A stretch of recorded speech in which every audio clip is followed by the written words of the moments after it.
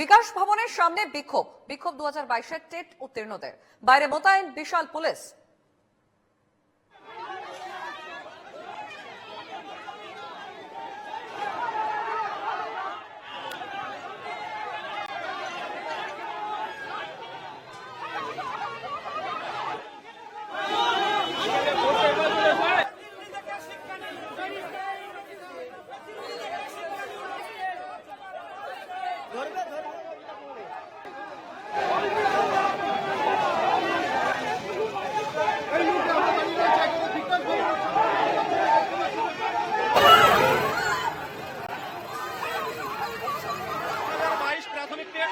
প্রাথমিক টেট উত্তীর্ণ ক্যান্ডিডেট, মুখ্যমন্ত্রী বলছেন শিক্ষক পদে 1 লক্ষ শূন্যপদ আছে।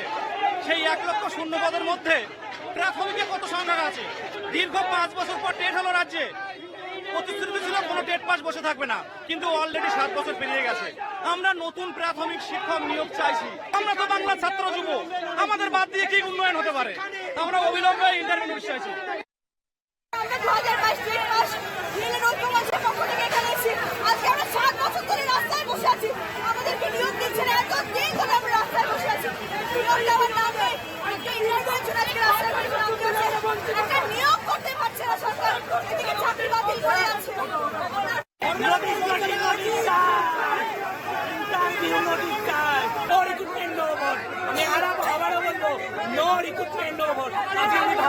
লক্ষ্মীর ভান্ডার দিয়ে ভোট কিনে দেবো না, আজ আমার মাও লক্ষ্মীর ভান্ডার পায়, ছেলেকে চাকরি না দেয় আমার মাও তো ভোট দেবে না, আমার ফ্যামিলি থেকে উনি পাবেন না। তাই আমি আবারও বলছি, নো রিক্রুটমেন্ট, নো ভোট।